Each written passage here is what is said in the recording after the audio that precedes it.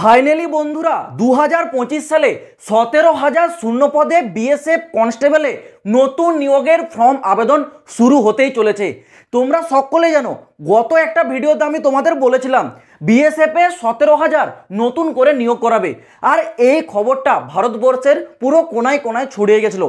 কারণ সকলেই জানো বিএসএফে নতুন 16টা ব্যাটালিয়ন এবং দুটো হেডকোয়ার্টার ওপেনের কথা ছিল। এই নতুন যে 16টা ব্যাটালিয়ন আর দুটো হেডকোয়ার্টার কেন ওপেন করার কথা ছিল জানো? কারণ তোমরা জানো বিএসএফ দুটো জায়গায় বর্ডারে কিন্তু ডিউটি দেয়, একটা ভারত বাংলাদেশ বর্ডার, আরেকটা ভারত পাকিস্তান বর্ডার। তো পাকিস্তান কিছুদিন ধরে লাফালাফি করছিল, ভারত কিন্তু তাকে একেবারে উচিত জবাব দিয়ে দিয়েছে। কিন্তু আমরা যদি আমাদের পশ্চিমবঙ্গের এই ভারত বাংলাদেশের বর্ডারটা দেখি, তোমরা দেখবে গত বছর থেকেই বাংলাদেশিরা কিন্তু বেশ লাফালাফি করছে, তোমরা দেখতেই পাচ্ছ। কিন্তু ভারত সরকার বাংলাদেশিদের বিরুদ্ধে কোনো প্রকার পদক্ষেপ নিচ্ছে না, বারবার ছেড়ে দিচ্ছে। কারণ বলছে বাংলাদেশ ছোট দেশ, বাংলাদেশের মানুষরা খেতে পায় না, পড়তে পায় না, এই বাচ্চা দেশকে কি আমরা উচিত শিক্ষা দেবো। কিন্তু এখন এত পরিমাণে এদের উৎপাত বেড়ে গেছে, তোমরা হয়তো লক্ষ্য করেছো সোশ্যাল মিডিয়া প্ল্যাটফর্মে, তোমরা ভিডিওগুলো দেখেছো হয়তো, বিএসএফ জওয়ানকে বাংলাদেশের সাধারণ পাবলিক তারা কিন্তু মারধর করছে, এরকম কিন্তু ভিডিও আমরা দেখেছি। তো এইবার থেকে ভারত সরকার কিন্তু একেবারে প্রস্তুত হয়ে গেছে বাংলাদেশকে উচিত জবাব দেওয়ার জন্য। তাই জন্য নতুন করে 16টা ব্যাটালিয়ন, দুটো হেডকোয়ার্টার স্থাপন করে সেখানে আরও নতুন করে মানে বিএসএফের জয়েন করাবে, যাতে বিএসএফের দলটা আরেকটু ভারী হয় এবং কড়াভাবে সেখানে কিন্তু পদক্ষেপ নিতে পারে বিএসএফ। তো এই কারণেই পশ্চিমবঙ্গ সরকারের কাছে ভারত সরকার কিন্তু কিছু জমি নতুন করে কেনার কিন্তু দাবি করেছিল, আর পশ্চিমবঙ্গ সরকার সেটা দাবিটা মেনেও নিয়েছে এবং বিএসএফ বর্ডারবর্তী এলাকার অনেক জমি কিন্তু কিনেছে ন্যায্য মূল্যে। যাদের জমি ছিল তারা কিন্তু ভালো একটা অ্যামাউন্ট পেয়ে গেছে, একেবারে সঠিক দাম। এই তথ্যটা তারাই জানে যাদের বাড়ি বর্ডারবর্তী এলাকায়। এটা তোমরা কমেন্টে বলবে যদি কেউ বর্ডারবর্তী এলাকায় থেকে থাকো সেখানকার জমি বিএসএফ কিনেছে কিনা। ওকে, তো এইবার বিএসএফ কিন্তু ফুল ফেজে তৈরি হয়ে গেছে এবং গত ঠিক দুদিন আগেই বিএসএফের তরফ থেকে একটা অ্যামান্ডমেন্ট নোটিশ জারি করেছিল ডিপার্টমেন্টালি। এবার অ্যামান্ডমেন্ট নোটিফিকেশনটা কি? অ্যামান্ডমেন্ট নোটিফিকেশনের অর্থ হলো পরিবর্তনমূলক নোটিফিকেশন, যেখানে বিএসএফ নতুন করে কিছু পরিবর্তন আনতে চলেছে। তো প্রশ্ন তোমরা বুঝতেই পারছো, এইবার 2025 সালে যে নিয়োগটা হচ্ছে 17,000 শূন্যপদ, এখানে বিএসএফ কিছু পরিবর্তন আনতে চলেছে। আর এই পরিবর্তনটাও আনার বড় কারণ হচ্ছে বাংলাদেশি, মানে বাংলাদেশ কিন্তু সব জায়গায় ঢুকে গেছে। এই বাংলাদেশের জন্য ভারতের সাধারণ জনতা বিরাট বড় একটা সমস্যার মধ্যে পড়ে আছে। কি করছে? বাংলাদেশ থেকে তারা অবৈধভাবে এসেছে, ভারতের স্থায়ী বাসিন্দা হয়ে যাচ্ছে। এবার ভারতের সমস্ত প্রকার যে এখানে আইডেন্টিটিগুলো হয়, আইডেন্টি যেসব আধার কার্ড বাগেরা বাগেরা যেগুলো হয়, সেগুলোকে কি করে টাকা দিয়ে তারা যে কোনো জায়গা থেকে বের করে নিচ্ছে। তো এই কারণেই কোনটা আসল ভারতীয় আর কোনটা বাংলাদেশি এটা কিন্তু সেখানে নির্বাচন করা খুবই টাফ হয়ে যাচ্ছে। এই কারণে তোমাদের কিছু পরিবর্তন আসতে পারে এইবারে নিয়োগে, সেটা এখনো স্পষ্ট ক্লিয়ার করে বলেনি।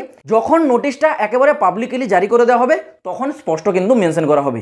এখন আমি তোমাদের একটু রিক্রুটমেন্ট সম্বন্ধে বলে রাখি, কারণ বিএসএফ ফুল ফেজে তৈরি হয়ে গেছে। আর এই যে 17,000 শূন্যপদ, এটা কিন্তু দু প্রকারের পোস্টের উপর ডিভাইড করে দেওয়া হবে। একটা থাকবে কনস্টেবল জিডি মানে জেনারেল ডিউটি পদ, আর একটা থাকছে তোমাদের কনস্টেবল ট্রেডসম্যান। ওকে, তো এই যে শূন্যপদ এটা তোমরা ধরে রাখো, কনস্টেবল যে জিডি এটা কিন্তু তোমাদের আসবে এসএসসি জিডি। এসএসসি যে জিডি রিক্রুটমেন্ট জারি করে সেখানে কিন্তু কনস্টেবল জিডিটাকে জয়েন করে দেবে। আর এখানে তোমাদের কনস্টেবল ট্রেডসম্যান এটা কিন্তু বিএসএফ নিজে থেকে করাবে একেবারে। তো আজকে আমি তোমাদেরকে এই বিএসএফ ট্রেডসম্যানের ডিটেলসটা একটু ক্লিয়ার করে দিচ্ছি। যদি তোমরা স্বপ্ন দেখো যদি বিএসএফে যাবে তাহলে পুরো ভিডিওটা দেখো। এই যে বিএসএফ ট্রেডসম্যান, এখানে আবেদন করার জন্য যোগ্যতা তোমাদের থাকতে হবে সিম্পল 10 পাস, অর্থাৎ মাধ্যমিক পাস থাকলেই তোমরা আবেদন করতে পারবে। তোমরা যাই পার্সেন্টেজ নিয়ে পাস থাকো না কেন এটা কিন্তু ম্যাটার করে না, শুধুমাত্র মাধ্যমিক পাস থাকলেই তোমরা বিএসএফ ট্রেডসম্যানের জন্য চোখ বন্ধ করে ফর্মটা অ্যাপ্লাই করতে পারবে। বয়স সীমা দেখো, ট্রেডসম্যানের ক্ষেত্রে বয়স সীমা 18 থেকে 25 বছর বয়স কিন্তু এখানে তোমাদের থাকে। আর যারা ওবিসি তারা পেয়ে যায় 3 বছরের ছাড়, এসসি এসটিরা পেয়ে যায় এখানে 5 বছরের ছাড়। এটা কিন্তু এজ রিল্যাক্সেশন। স্যালারি মানে বেতন মূল্য কত টাকা দেওয়া হয় দেখে রাখো। বিএসএফের যে বেতন মূল্য সেটা কিন্তু থাকে এখানে তোমাদের 21,700 টাকা থেকে 69,100 টাকা, মানে তোমরা ধরে রাখো অ্যাপ্রক্স পার মান্থ 32,000 টাকা করে স্যালারি পেয়ে যাবে প্রথম থেকেই। ওকে, যেটা তোমাদের সর্বোচ্চ 69,100 টাকা ভবিষ্যতে যাবে। এবার আসি তোমাদের সিলেকশন অর্থাৎ নিয়োগটা কিভাবে হয় দেখো। বিএসএফে তোমাদের যে নিয়োগ প্রক্রিয়া সেখানে প্রথমে হবে কিন্তু ফিজিক্যাল টেস্ট। ওকে, ফিজিক্যাল টেস্ট হবে প্রথমে, তারপর হবে তোমাদের একটা এক্সাম, এক্সামের পর হবে তোমাদের স্কিল টেস্ট, তারপর হবে documents verification and medical test. Okay, তো প্রথমে কি হচ্ছে ফিজিক্যাল, ফিজিক্যালে তোমাদের কি কি ডিটেলস থাকছে, কি কি ইভেন্ট থাকছে আগে দেখে রাখো। ফিজিক্যালে যখন তোমরা যাবে সর্বপ্রথম মাঠে ঢোকার আগেই তোমাদের হাইট আর চেস্ট কিন্তু চেক করা হবে। এবার দেখো হাইটটা কি, হাইট বলেছে পুরুষ ক্যান্ডিডেট যারা মেল আছে তাদের জন্য 165 সেমি থাকতে হবে, আর যারা মহিলা তাদের জন্য হাইট 155 সেমি, এটা কিন্তু থাকতে হবে মহিলা এবং পুরুষদের হাইট। চেস্ট, চেস্ট হচ্ছে শুধুমাত্র মেল ক্যান্ডিডেটদের চেক করা হয় 75 থেকে 80, মানে নর্মালি 75 থাকবে এবং তোমাদেরকে সেটা ফুলিয়ে 80 মানে 5 সেমি এক্সট্রা কিন্তু এক্সপেন্ড করতে হবে। ওকে, আর মহিলাদের জন্য চেস্ট কিন্তু চেক করা হয় না, মহিলাদের চেস্ট চেক করা হবে না। ওকে, তারপরে আসি তোমাদের হচ্ছে রান, রানটা কি হবে দেখে রাখো। রানটা খুবই সহজ, রানটা কিন্তু সবাই ইজিলি ক্লিয়ার করে নেয়। তাহলে সমস্যাটা কোথায় হয় দেখো, পুরো ভিডিওটা বলছি। রানটা তোমাদের মেল ক্যান্ডিডেট যারা আছো 1600 মিটার রান, টাইম থাকবে 7 মিনিট, 7 মিনিটের মধ্যে 1600 মিটার যদি তোমরা ডিফেন্সের প্রস্তুতি নাও বা চোখ বন্ধ করে ক্লিয়ার করে নিতে পারবে, ঠিক আছে। যদি তোমাদের প্রস্তুতি ভালোভাবে নাও থাকে তাও 1600 মিটার 7 মিনিটে অনায়াসে ক্লিয়ার করতে পারবে। আর মহিলাদের জন্য 800 মিটার 5 মিনিট, এটাও খুবই সহজ, সবাই ইজিলি ক্লিয়ার করে নেবে। পরবর্তী থাকবে তোমাদের হাই জাম্প আর লং জাম্প, এখানে কিন্তু অনেকে কেটে যায়। হাই জাম্প লং জাম্পটা কেমন হবে দেখে রাখো। যারা মেল ক্যান্ডিডেট তাদের জন্য 3.5 ফিটের থাকবে এখানে হাই জাম্প। ওকে, 3.5 ফিট তোমাদেরকে কিন্তু টপকে যেতে হবে, এটাই হচ্ছে হাই জাম্প। তার জন্য তোমরা 3বার চান্স পাবে, 3বারের মধ্যে একবার হলো 3.5 তোমাদেরকে টপকাতে হবে। যদি 3বারের মধ্যে একবারও টপকাতে না পারো তাহলে সেখানে ডিসকোয়ালিফাই হয়ে যাবে। এই জায়গায় কিন্তু অনেকে কেটে যায়, এগুলো কিন্তু ভালো করে আগে থেকে প্র্যাকটিস করে রাখো। তারপর মেয়েদের ক্ষেত্রে মানে মহিলাদের হাই জাম্প হয় 2.5 ফিট। ওকে, 2.5 ফিট সেম তোমাদেরকেও এখানে কিন্তু লাভ মারতে হবে, 3টে করে চান্স থাকবে, 3টের মধ্যে একটা চান্সে হলেও 2.5 ফিট তোমাদেরকে কিন্তু টপকাতে হবে। পরবর্তী থাকছে তোমাদের long jump, long jump male ক্যান্ডিডেটদের জন্য দেখো 11 ফিট, 11 ফিট 3টে করে চান্স থাকবে, আর মহিলাদের জন্য 8 ফিট, এখানেও থাকবে কিন্তু 3টে চান্স।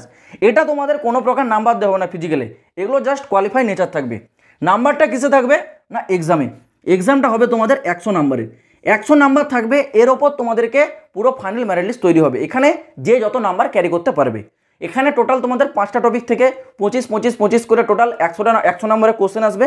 সেই 100 নাম্বারে তোমাদেরকে ভালো করে পারফরমেন্স দেখাতে হবে। এক্সামটা তোমরা ক্লিয়ার করলে তারপর চলে যাবে স্কিল টেস্ট। স্কিল টেস্টটা এবার তোমাদের পোস্ট ওয়াইজ হবে। ট্রেডসম্যানে তোমরা জানো বিভিন্ন প্রকারের পোস্ট থাকে, বারবার থাকে, সুইপার থাকে, এছাড়াও থাকে তোমাদের হচ্ছে পেন্টার, কার্পেন্টার, মালি, এই ধরনের প্রচুর পোস্ট থাকে। তোমরা যেই পোস্টে যাবে সেই পোস্টের যেটা কাজ সেটাকে প্র্যাকটিক্যালি দেখাতে হবে। ধরো তুমি গেছো ওয়াশারম্যান পোস্টে, ওয়াশারম্যান পোস্টের কাজ কি জামা কাপড় কাচা, সেটাকে তোমাদের প্র্যাকটিক্যাল করে দেখাতে হবে, এটারই অর্থ হলো স্কিল টেস্ট। ধরো তুমি বারবারে গেছো, বারবারের কাজ কি চুল দাড়ি কাটা, সেটা তোমাদেরকে প্র্যাকটিক্যালি করে দেখাতে হবে। তো এটাই হচ্ছে স্কিল টেস্ট, এটা তোমরা ক্লিয়ার করবে, এখানেও কোনো নাম্বার থাকবে না। এটা ক্লিয়ার করে নেওয়ার পর ডকুমেন্টস ভেরিফিকেশন হবে, তারপর মেডিকেল টেস্ট হয়ে ফাইনাল জয়েনিংয়ে পৌঁছে যাবে। আর হ্যাঁ, আরেকটা ইম্পর্টেন্ট কথা, এখানে তোমাদের যে এক্সামটা 100 নম্বরের হবে এখানে কিন্তু কোনো নেগেটিভ মার্কিং থাকবে না, এটা কিন্তু একটা ভালো প্লাস পয়েন্ট। কোনো নেগেটিভ মার্কিং নয়, 100 নম্বরের পরীক্ষা, টোটাল 4টা টপিক থেকে 25 করে কোশ্চেন আসবে। তোমরা অনায়াসে এক্সামটা দাও, যেখানে বেশি নাম্বার পেয়ে গেলেই তোমরা কিন্তু চাকরিতে জয়েন করে যাবে। তো বুঝতে পারছো সিলেকশন কিন্তু বিএসএফ ট্রেডসম্যানে খুবই সহজ হয়। এই গেল তোমাদের সিলেকশন প্রক্রিয়া। এইবার বলে রাখি এই নিয়োগের ফর্ম আবেদন কবে থেকে শুরু হবে। যেমনটা ভিডিওর প্রথমে বলেছিলাম, গত 2 দিন আগে একটা অ্যামেন্ডমেন্ট নোটিফিকেশন জারি করেছে, এরপর তোমাদের একটা পাবলিকলি নোটিফিকেশন জারি করে পুরো সম্ভাবনা আছে এই জুন মাসেই এই নিয়োগ সংক্রান্ত শর্ট নোটিফিকেশন আউট করে দেবে বিএসএফ, এবং আগামী জুলাই মাস থেকে তোমাদের ফর্মটা আবেদন শুরু হবে। কারণ সাধারণত বিএসএফ জুন মাসে কোনো প্রকার রিক্রুটমেন্ট করায় না, কিন্তু জুন মাসে এই নিয়োগ সংক্রান্ত শর্ট নোটিফিকেশন আপডেট করে দেবে, সেখানে তোমরা ভ্যাকেন্সি বাকি ডিটেলসগুলো তোমাদের দেওয়া থাকবে, এবং ফর্মটা আবেদন পুরো সম্ভাবনা আছে আগামী জুলাই মাস থেকে তোমাদের শুরু হবে। তো তোমরা এখন থেকে পুরো প্রস্তুত থাকো, কারণ এই নিয়োগ আসা মাত্রই তোমরা কিন্তু ফর্মটা অ্যাপ্লাই করে নেবে এবং তোমরা কিন্তু তোমাদের কাজে লেগে যাবে। তো আশা করছি পুরো বিষয়টা আমি তোমাদের বোঝাতে পারলাম। যদি তোমরা আরও এই ধরনের টাইম টু টাইম প্রতিটা লেটেস্ট আপডেটের ভিডিও পেতে যাও, অবশ্যই কিন্তু এই চ্যানেলটা সাবস্ক্রাইব করতে ভুলবে না। তো দেখা হচ্ছে বন্ধুরা আবার পরের ভিডিওতে নতুন কোনো আপডেটের সাথে। জয় হিন্দ, বন্দে মাতরম।